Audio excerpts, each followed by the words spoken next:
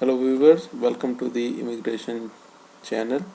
आज हम आपको बरतानिया के टियर 4 स्टूडेंट वीज़ा की इन्फॉर्मेशन देंगे।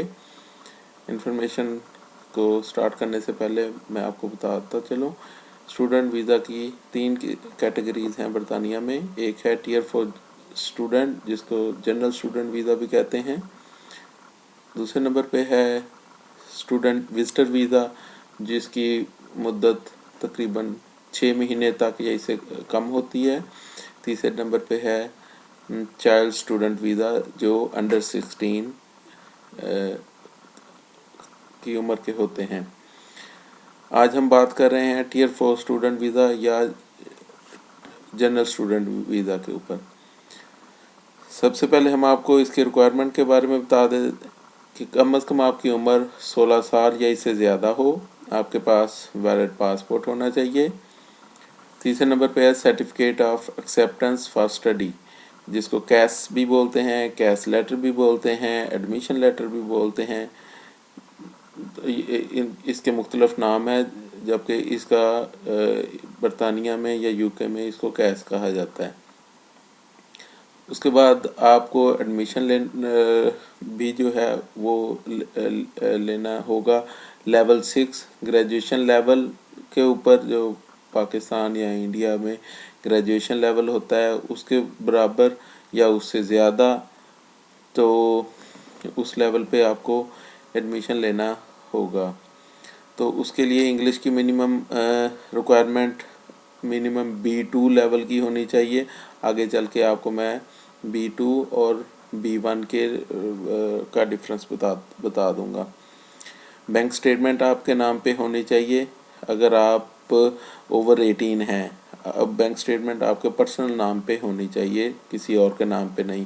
अगर आप अंडर 18 हैं तो आपके पेरेंट्स में से किसी के नाम पे भी, या आपका कोई केयर है तो उसके नाम पे भी चल जाएगी। अगर आप ओवर 18 हैं या 18 है तो आपके पर्सनल नाम पे होनी चाहिए। कितनी बैंक स्टेटमेंट होनी चाहिए वो भी हम आपको आगे जाकर बता देंगे। TB टेस्ट सर्टिफिकेट भी आपको जैसा कि पता है बरतानिया के वीज़े के लिए ज़रूरी है। तो अभी हम आपको बता देते हैं what is CAS. CAS certificate of acceptance for studies जिसको बोलते हैं। तो यहाँ बरतानिया में जैसा कि आपको बता दिया गया है कि सर्टिफिकेट ऑफ एक्सेप्टेंस किसी कॉलेज या इदारे की तरफ से चाहिए होगा। तो वो कॉलेज या यूनिवर्सिटी या कोई भी इदारा हो सकता है। इधर यहाँ पे होम ऑफिस ने एक लिस्ट जारी की हुई है जिनको उन्होंने खुद पहले से लाइसेंस दिए हुए हैं कि आप बाहर से ओवरसीज स्टूडेंट्स को अपने मुल्क में स्टडी के लिए बुला सकते हैं। तो सबसे पहले उन्होंने उन कॉलेजेस यूनिवर्सिटीज़ को लाइसेंसेस दिए हुए हैं, और यूके में जितने भी कॉलेजेस और यूनिवर्सिटीज़ हैं उन वो सब नहीं बुला सकते। ये आपको मैंने लिंक दिया हुआ है रेड कलर में, जितना भी है इस लिंक को आप गूगल में कर लें या वैसे ब्राउज़र में ओपन करके आप देख सकते हैं। उन इंस्टीट्यूशन की लिस्ट है। तो ये टियर 4 के जो स्पॉन्सर्स हैं इनको स्पॉन्सर्स कहते हैं। टियर 4 स्पॉन्सर्स की लिस्ट खुल जाएगी, आपके ब्राउज़र में या गूगल में टाइप कर लें इस लिंक को। तो वो उन तमाम इंस्टीट्यूशन ने होम ऑफिस से पहले अप्रूवल ली हुई है, लाइसेंस लिया हुआ है, तो फिर जाके वो स्टूडेंट को एडमिशन दे सकते हैं। इसके एडमिशन के लिए आप डायरेक्ट किसी भी इदारे से रब्ता कर लें, कि किसी एजेंट को दे दें, हमसे रब्ता कर लें, तो आप एडमिशन करवा सकते हैं। इस लिस्ट को जब आप देखेंगे तो इसमें बहुत सारी अक़साम के इंस्टीट्यूशंस हैं, जिसमें प्राइवेट भी हैं, पब्लिक भी हैं, यूनिवर्सिटीज़ भी हैं, इंडिपेंडेंट भी हैं।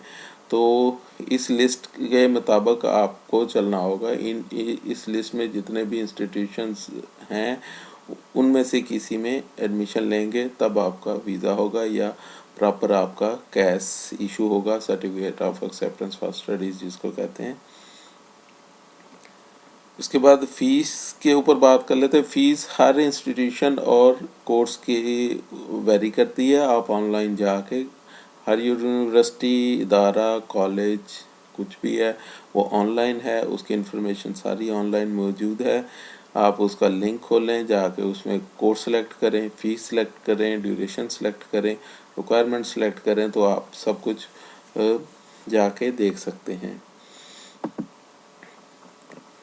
इसके बाद आ जाता है इंग्लिश लैंग्वेज। वही जैसा मैंने पहले आपको बताया, मैं B1 और B2 का डिफरेंस आपको बता दूंगा। B1 लेवल की जो इंग्लिश होती है वो होती है जो हम आइल्स करते हैं, उसमें जिसके के बैंड्स आ जाते हैं 4, 4.5 या 5, तो वो उसको B1 लेवल की इंग्लिश बोलते हैं। अंडर ग्रेजुएशन के लिए B1 लेवल तक जो है वो तकरीबन एक्सेप्ट कर लेते हैं आप इंग्लिश लैंग्वेज की जो रिक्वायरमेंट है। B2 लेवल के लिए वो है आइट्स के 5.5, 6 या 6.5 हों तो उसको B2 लेवल बोलते हैं। B2 लेवल का जो इंग्लिश का सर्टिफिकेट होगा वो आपको ग्रेजुएशन या उससे ऊपर तक की क्वालिफिकेशन में एडमिशन के लिए आपको वो एक्सेप्ट करते हैं।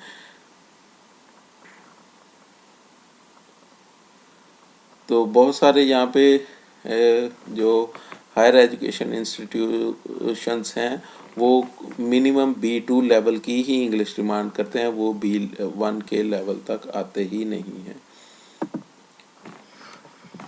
नेक्स्ट आ जाता है हाउ टू गेट एडमिशन।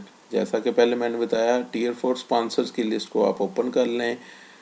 फिर मैंने यहाँ पे उस रजिस्टर्ड स्पॉन्सर्स का लिंक दे दिया हुआ है आपको।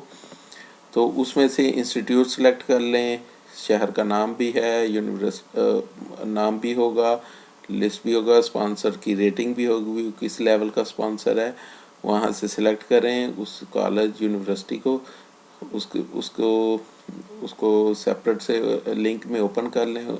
वहाँ जाके एडमिशन में अपना कोर्स को सिलेक्ट करें, इंटरेस्टेड स्टडीज़ को देख लें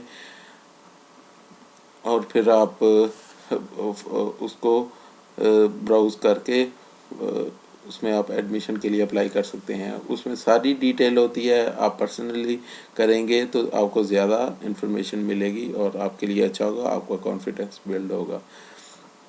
अगर हमसे कोई रहनुमाई चाहिए तो हम भी इस बारे में आपको गाइड कर सकते हैं।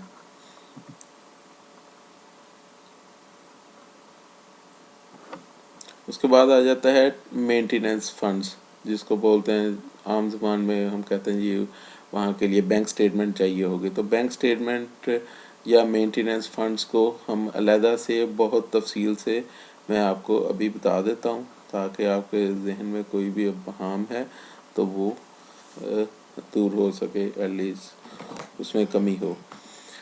सबसे पहले है जी, जो बैंक स्टेटमेंट आपने बनानी है उसमें उसकी अमाउंट क्या होनी चाहिए, कैसे, वो मैं आपको बाद में बता देता हूँ। सबसे पहले उसका ड्यूरेशन बता देता हूँ।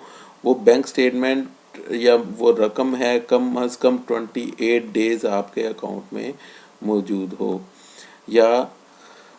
हो और 31 डेज़ जिस दिन आप अप्लाई करें एम्बेसी में एप्लीकेशन डालें उस दिन तक उस बैंक स्टेटमेंट की उम्र कह लें 31 डेज़, एटलीस्ट मिनिमम 31 डेज़ होनी चाहिए। जो पैसे पड़े हों वो कम से कम 28 दिन के लिए हों। तो जब आप अप्लाई करें, जिस दिन जाएं आप अप्लाई करने के लिए, सम टाइम होता है ना जब आप पैसे अपने बैंक में अकाउंट में रखवा देते हैं, उसकी यकम को रखवाए तो 28 तारीख तक आपकी वो मियाद है, 28 तारीख तक वो आपकी ड्यूरेशन है, वो पूरा एक बंदा जाता है 28-29 तारीख को वो बैंक स्टेटमेंट की कापी ले लेता है और फिर वो अपनी फ़ाइल तैयार करता है 30 और 31 तारीख तक। तो वो जब आप एप्लीकेशन सबमिट कराएं तो कम अज़ कम वो 31 दिन पुरानी हो, 31 दिन हो चुके हों उस बैंक स्टेटमेंट को बनाए हुए। तो लाजमी नहीं आप यकम को पैसे जमा कराएं। अगर आप 10 तारीख को करवाते हैं तो 28 दिन कर लें, ऊपर 31 प्लस 3 डेज़ 4 डेज़ आप करके एप्लीकेशन डेट तक लेके जाएं। इस बात की आपको समझ आ गई होगी। उसके बाद आ जाता है लिविंग कास्ट, जो है इनर लंदन। इनर लंदन से मुराद है जो सेंट्रल लंदन का एरिया है, उसमें पूरा लंदन नहीं आता, सेंट्रल लंदन आता है। अगर आपका इंस्टीट्यूट उस सेंट्रल लंदन में है, आप उधर पढ़ने जाएंगे तो आपके पर मंथ एक्सपेंसेस जो हैं वो 1265 होंगे अप्रॉक्सीमेटली। ये होम ऑफिस ने खुद फिगर दिया हुआ है कि जो इसका इंस्टीट्यूट इनर लंदन में होगा उसको 1265 की पर मंथ रिक्वायरमेंट है, उसको अपने बैंक स्टेटमेंट में शो करने होंगे। जो आउटर लंदन है या पूरे एनीवेयर इन द यूके में है, कहीं पे भी है, उसको 1015 पाउंड पर मंथ उसके लिविंग कास्ट होगी।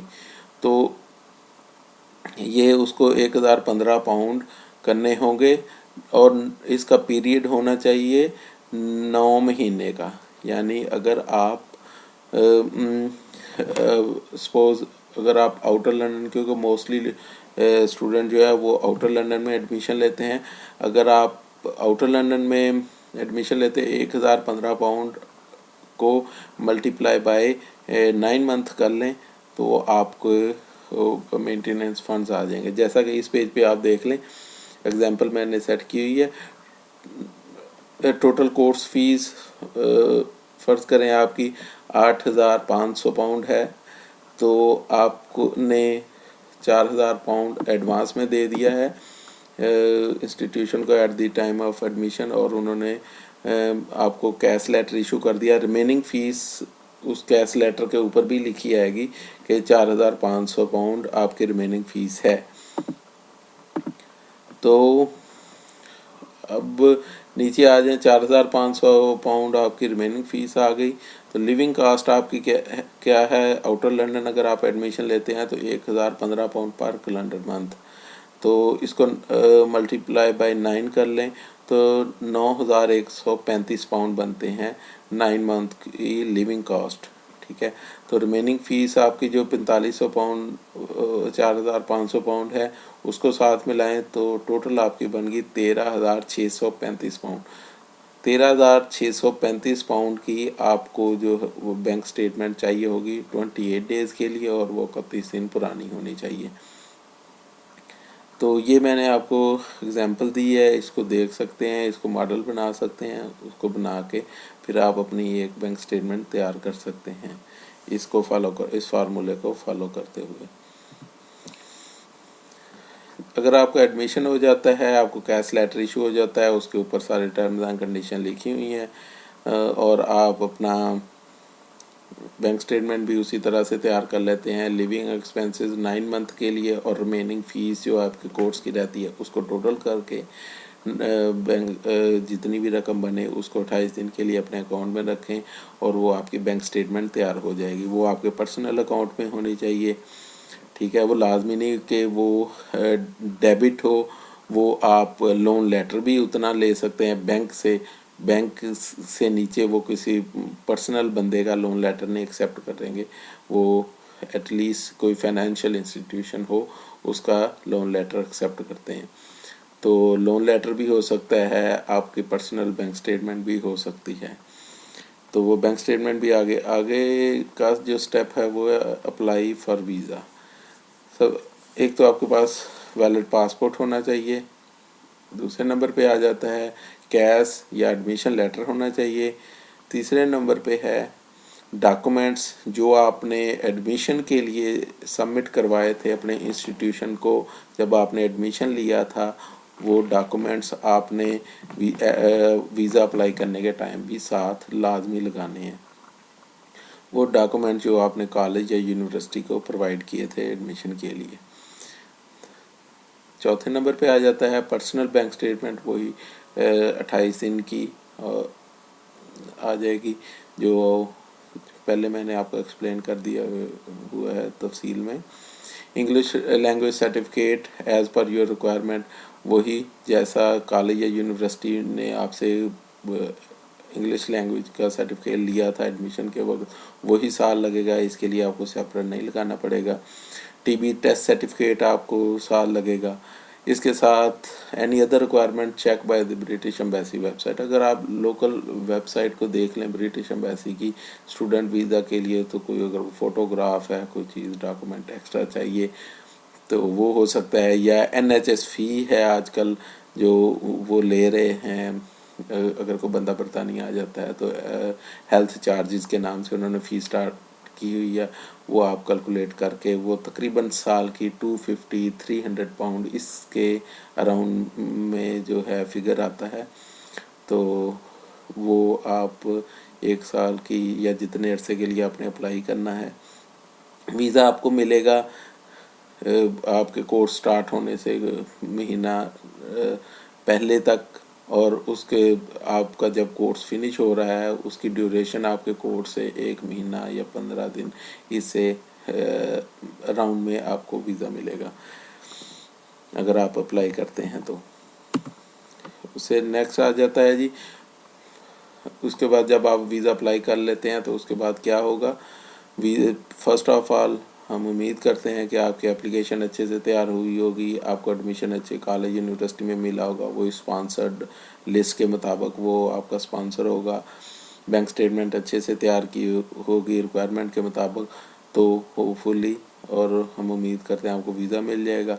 इन केस वो समटाइम वो इंटरव्यू भी लेते हैं, फ़ोन के ऊपर ही ले लेते हैं। हाँ, अभी जिस बंदे ने अप्लाई किया उसको पता भी है भी ये एप्लीकेशन उसने डाली है, और वो उससे बात कर लेते हैं, या वो पर्सनल इंटरव्यू के लिए भी आपको कॉल कर सकते हैं, डेट देंगे, टाइम देंगे। इंटरव्यू में कोई उन्होंने इतनी बाहर से बातें नहीं पूछनी, उन्होंने आपकी इंटेंशन देखनी है भी जिस बंदे को हम वीज़ा दे रहे हैं उसकी इंटेंशन क्या है, क्या वो स्टडी के बाद वापस आ जाएगा या वो क्या इरादा रखता है। दूसरे नंबर वो ये देखते हैं भी क्या बंदा जेन्युइन है, स्टूडेंट है, उसका बैकग्राउंड क्या है, क्या वो जो पढ़ने जा रहा है उसके बारे में कुछ पता भी है, या किसी ने उसका एडमिशन करवा दिया है तो उसको कोई इन चीज़ों को। तो आप इंटरव्यू अगर आता है तो उसकी तैयारी करके जाएं, कोई मुश्किल नहीं है। अपना जो स्टडी का बैकग्राउंड है उसको देखें, आप करने क्या जा रहे हैं, आपका प्लान क्या है, स्टडी करके बाद का आपका क्या प्लान है, हर चीज़ आप अच्छे तरीके से प्रिपेयर होके जाएं। इन केस तीसरे नंबर पे आपका अगर किसी भी वजह से वीज़ा रिफ्यूज़ हो जाता है तो रिफ्यूजल लेटर को देखते हुए फिर डिसाइड किया जा सकता है भी उसको क्या हमने जो फ़ाइल तैयार की थी वो ठीक थी, और जो वीज़ा ऑफिसर था उसने गलती से या जानबूझ के उससे गलत फ़ैसला हो गया, तो हम उसको एडमिनिस्ट्रेटिव अपील के लिए डाल सकते हैं। वो एक सीनियर लेवल की अपील होती है, तो उसमें हम जो उसकी अपील प्रिपेयर करके उसमें सारे ग्राउंड तैयार करके तो उसमें पेश किए जा सकते। ये सारा कुछ इन राइटिंग होगा और एक तरीके से होगा। ये था सारा यूके का Tier 4 जनरल स्टूडेंट वीज़ा की एप्लीकेशन का प्रोसेस स्टेप बाय स्टेप आपको बता दिया। होपफुली आपको ये वीडियो पसंद आएगी और इन फ्यूचर हम मज़ीद वीडियोस शेयर करते रहेंगे। Thank you, bye.